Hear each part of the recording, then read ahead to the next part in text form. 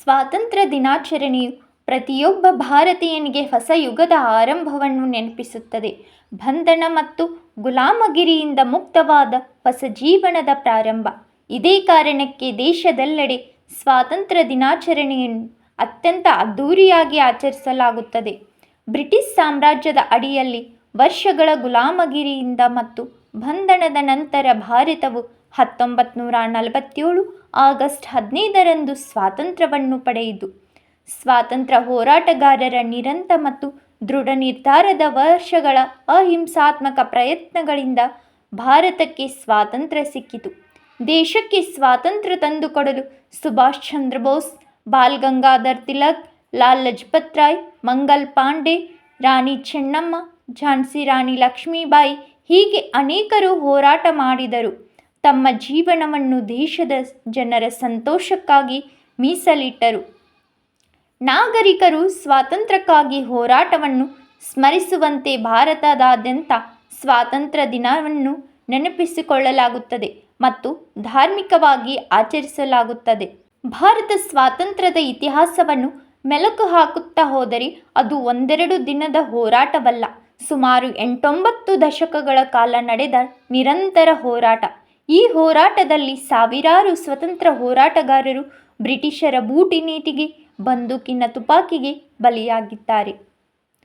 1857ರಿಂದ 1947ರವರೆಗೆ ಹೋರಾಟವನ್ನು ಗಮನಿಸಿದರೆ ಸ್ವಾತಂತ್ರ್ಯಕ್ಕಾಗಿ ಭಾರತದಲ್ಲಿ ನಡೆದ ದಂಗೆಗಳು, ಹೋರಾಟಗಳು ನಿಜಕ್ಕೂ ರೋಚಕ.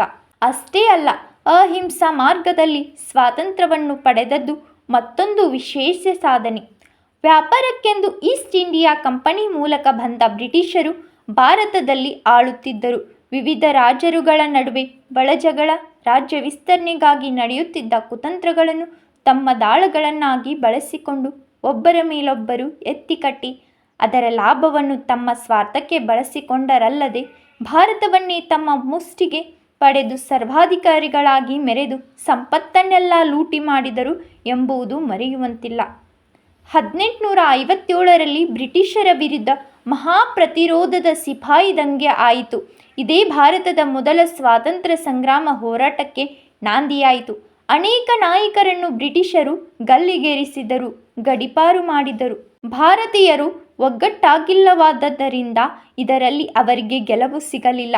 ಇದೇ ಸಂದರ್ಭದಲ್ಲಿ ನಮ್ಮ ದೇಶದ ಹಳೆ ಪದ್ಧತಿಗಳು, ನಂಬಿಕೆಗಳು ಭಾರತದ ಗುಲಾಮಗಿರಿಗೆ ಕಾರಣವೆಂದು ಅನೇಕರು ಸಾಮಾಜಿಕ ಸುಧಾರಣೆಗಳನ್ನು ತರಲು ಪ್ರಯತ್ನಿಸಿದ ರಾಜಾರಾಮ್ ಮೋಹನ್ ರಾಯರವರು ಭಾರತೀಯರನ್ನು ಎಚ್ಚರಿಸಿದರು. ಮಹಾದೇವ ಗೋವಿಂದ ರಾನಡೆ, ಸ್ವಾಮಿ ದಯಾನಂದ್, ಆನಿ ಬೆಸೆಂಟ್, ಈಶ್ವರ್ ಚಂದ್ರ ಸಾಗರರು ಸೇರಿದಂತೆ ಇನ್ನಿತರೆ ಸಮಾಜ ಸುಧಾರಣೆಯ ಅಗ್ರನಾಯಕರುಗಳು ಭಾರತೀಯ ಸ್ವಾತಂತ್ರ್ಯ ಸಂಗ್ರಾಮದ ಚಳವಳಿಗೆ ಒಂದು ರೀತಿಯ ಮುನ್ನುಡಿಗಳನ್ನು ನೀಡಿದರು. ದೇಶದ ಹಿರಿಮೆಯನ್ನು ತಿಳಿಸಲು ಒಂದು ರಾಷ್ಟ್ರಧ್ವಜ, ಒಂದು ರಾಷ್ಟ್ರ ಭಾಷೆ, ಒಂದು ರಾಷ್ಟ್ರಗೀತೆ ಅಗತ್ಯವೆಂಬುದು ಅರಿವಾಯಿತು. ಆ ವೇಳೆಗೆ ಸರಿಯಾಗಿ ಬಂಗಾಳಿ ಭಾಷೆಯಲ್ಲಿ ಸ್ಫೂರ್ತಿದಾಯಕವಾದ ಆನಂದಮಠ ಕಾದಂಬರಿಯಲ್ಲಿ ಸ್ವಾತಂತ್ರ್ಯ ಸಮರಗೀತೆಯಾಗಿ ವಂದೇ ಮಾತರಂ ಮೊಳಗಿತು. ಜನರಲ್ಲಿ ದೇಶಭಕ್ತಿ ಮೂಡುವಂತೆ ಮಾಡಿತು. ಬಂಕಿಂ ಚಂದ್ರ ಚಟ್ಟೋಪಾಧ್ಯಾಯರ ಈ ಗೀತೆಯು ಬಂಗಾರ ದರ್ಶನ ಎಂಬ ಪತ್ರಿಕೆಯಲ್ಲಿ 1876ರಲ್ಲಿ ಪ್ರಕಟವಾಯಿತು. ಇದು ಭರತ ಖಂಡದ ಚಲುವನ್ನು, ತಾಯ್ನಾಡಿನ ಪ್ರೇಮವನ್ನು ಅಭಿವ್ಯಕ್ತಿಸುತ್ತದೆ. ಸ್ವಾತಂತ್ರ್ಯ ಚಳುವಳಿಯ ಸಂದರ್ಭದಲ್ಲಿ ಜನರು ಈ ಸಮರ ಗೀತೆಯನ್ನು ಹಾಡಿದರು. ಇದು ನಮ್ಮ ಜನರಲ್ಲಿ ದೇಶಭಕ್ತಿ ಮೂಡುವಂತೆ ಮಾಡಿತು. ದೇಶ ಪ್ರೇಮಿಗಳ ಮೆಚ್ಚಿನ ಮಂತ್ರವಾಯಿತು. 1896ರಲ್ಲಿ ಕಾಂಗ್ರೆಸ್ ಅಧಿವೇಶನದಲ್ಲಿ ರವೀಂದ್ರನಾಥ್ ಟಾಗೋರ್ ಅವರು ಹಾಡಿದರು. ಎಲ್ಲರಿಗೂ ರೋಮಾಂಚನ. ವಂದೇ ಮಾತರಂ ಶಬ್ದ ಬ್ರಿಟಿಷರಿಗೆ ಕರ್ಣ ಕಠೋರವಾಯಿತು. ವಂದೇ ಮಾತರಂ ಎಂದರೆ ಅಪರಾಧವಾಯಿತು. ಈ ಗೀತೆಯನ್ನು ಹಾಡಿದುದರಿಂದ ಅನೇಕ ನಾಯಕರು, ಯುವಕರು ಸೆರೆಮನೆಗೆ ಹೋದರು. ಬ್ರಿಟಿಷರ ಆಡಳಿತಗಾರರು ಹಾಡನ್ನು ಕೇಳಲಾರದೆ ಹೋರಾಟಗಾರರನ್ನು ಸದೆ ಬಡಿದರು. ಇವರು ರಾಷ್ಟ್ರ ಪ್ರೇಮಕ್ಕಾಗಿ, ದೇಶದ ಸ್ವಾತಂತ್ರ್ಯಕ್ಕಾಗಿ ಹಾಡುತ್ತಾ ತಮ್ಮ ಪ್ರಾಣವನ್ನು ಕೊಟ್ಟರು. ಕೊನೆ ಉಸಿರಿರುವವರೆಗೆ ವಂದೇ ಮಾತರಂ ಹಾಡಿದರು. ಈ ದಬ್ಬಾಳಿಕೆಗೆ ಬಂಗಾಳಿ ಯುವಕರು ರೊಚ್ಚಿಗೆದ್ದರು. ಬ್ರಿಟಿಷರನ್ನು ಕೊಲೆ ಮಾಡಲು ಯತ್ನಿಸಿದರು. ಪುದಿರಮ ಎಂಬ 15 ವರ್ಷದ ಹುಡುಗ ಮತ್ತು ಕನ್ನಯ್ಯಲಾಲ್ ಎಂಬ ಯುವಕನನ್ನು ಗಲ್ಲಿಗೇರಿಸಿದರು. ಈ ಹುಡುಗರು ವಂದೇ ಮಾತರಂ ಎಂದು ಉಚ್ಚರಿಸುತ್ತಲೇ ಗಲ್ಲಿಗೇರಿದರು. ನಾಡಿನ ಜನರಿಗೆ ಇದು ಕೇವಲ ಗೀತೆ ಮಾತ್ರವಲ್ಲ, ಬೆಂಕಿಯ ಜ್ವಾಲೆಯಾಗಿತ್ತು.